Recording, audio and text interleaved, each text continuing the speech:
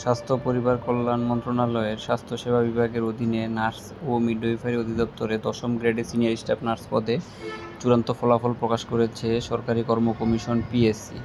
এতে নিয়োগের জন্য সাময়িকভাবে সুপারিশপ্রাপ্ত হয়েছেন ৩,৫১২ জন। পিএসসির এক বিজ্ঞপ্তিতে এই তথ্য জানানো হয়েছে।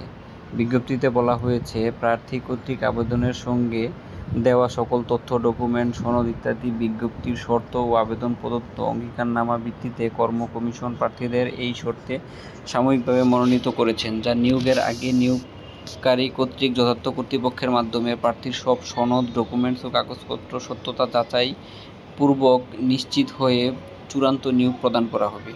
পিএসসি কর্তৃক সাময়িকভাবে মনোনীত প্রার্থীদের পরবর্তীকালে কোনো যোগ্যতা বা কাগজপত্রের ঘাটতি ধরা পড়লে, দুর্নীতি, সনদ জালিয়াতি প্রমাণ পাওয়া গেলে, অসত্য তথ্য প্রদান করলে বা কোনো উল্লেখযোগ্য ভুল ত্রুটি পরিলক্ষিত হলে ওই প্রার্থীর সাময়িক মনোনয়ন বাতিলযোগ্য গণ্য করা হবে। এছাড়া ক্ষেত্রবিশেষে প্রার্থীদের ফৌজদারি আইনে সুপর্দি করা যাবে।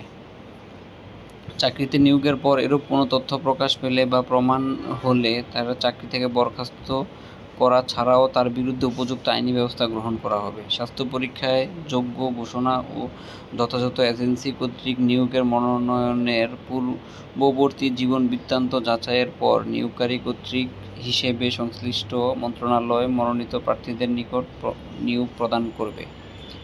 প্রকাশিত ফলাফলের কোনো উল্লেখযোগ্য সাবসিডিয়ারি ভুল ত্রুটি পরিলক্ষিত হলে তা সংশোধন ক্ষমতা কর্ম কমিশন সংরক্ষণ করে। সাময়িকভাবে সুপারিশপ্রাপ্তদের ব্যক্তিদের তালিকা এই লিঙ্কে জানা যাবে। লিঙ্কটি আমাদের ডেসক্রিপশন বক্সে বা কমেন্ট বক্সে দিয়ে দিব বা পোস্টে দিয়ে দিব, আপনারা সকলেই পেয়ে যাবেন।